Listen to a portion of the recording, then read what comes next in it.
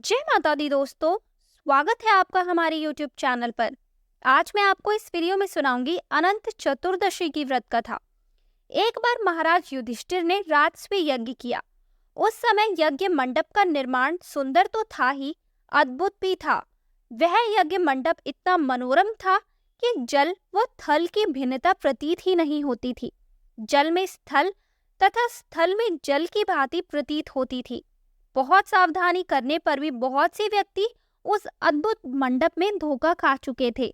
एक बार कहीं से टहलते टहलते दुर्योधन भी उस यज्ञ मंडप में आ गया और एक तालाब को स्थल समझ उसमें गिर गया।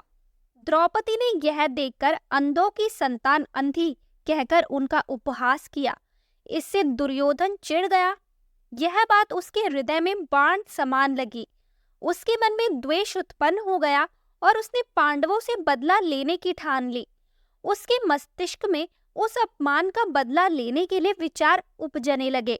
उसने बदला लेने के लिए पांडवों को धूत क्रीड़ा में हराकर उस अपमान का बदला लेने की सोची। उसने पांडवों को जुए में पराजित कर दिया।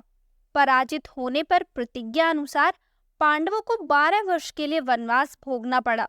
वन में रहते हुए पांडव अनेक कष्ट सहते रहे।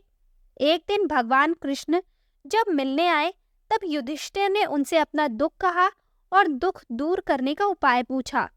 तब श्री कृष्ण ने कहा, हे युधिष्ठिर, तुम विधि पूर्वक अनंत भगवान का व्रत करो।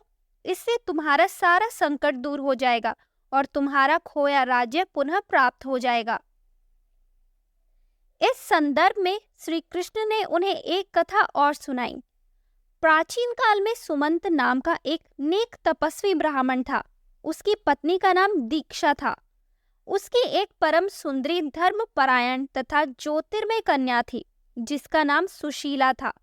सुशीला जब बड़ी हुई तो उसकी माता दीक्षा की मृत्यु हो गई। पत्नी के मरने के बाद सुमंत ने करकशा नामक स्त्री से दूसरा विवाह कर लिया। सुशीला का विवाह ब्राह्मण सुमंत से कौंडिन्य ऋषि के साथ कर दिया। विदाई में कुछ देने की बात पर करकशा ने दामाद को कुछ ईंटें और पत्थरों के टुकड़े बांधकर दे दिए। कौंडिन्य ऋषि दुखी हो अपनी पत्नी को लेकर अपने आश्रम की ओर चल दिए, परंतु रास्ते में ही रात हो गई। वे नदी तट पर संध्या करने लगे। सुशीला ने देखा वहां पर बहुत सी स्त्रियां सुंदर वस्त्र धारण कर किसी देवता की पूजा कर रही थी। सुशीला के पूछने पर उन्होंने विधि पूर्वक अनंत व्रत की महत्ता बताई। सुशीला ने वही उस व्रत का अनुष्ठान किया और 14 गांठों वाला डोरा हाथ में बांधकर ऋषि कौंडिन्य के पास आ गई। कौंडिन्य ने सुशीला से डोरे के बारे में पूछा तो उसने सारी बात बता दी। उन्होंने डोरे को तोड़कर अग्नि में डाल दिया। इससे भगवान अनंत जी का अपमान हुआ। परिणामतः ऋषि कौंडिन्य दुखी रहने लगे। उनकी सारी संपत्ति नष्ट हो गई। इस दरिद्रता का उन्होंने अपनी पत्नी से कारण पूछा तो सुशीला ने अनंत भगवान का डोरा जलाने की बात कही। पश्चाताप करते हुए ऋषि कौंडिन्य अनंत डोरे की प्राप्ति के लिए वन में चले गए। वन में कई दिनों तक भटकते भटकते निराश होकर एक दिन भूमि पर गिर पड़े।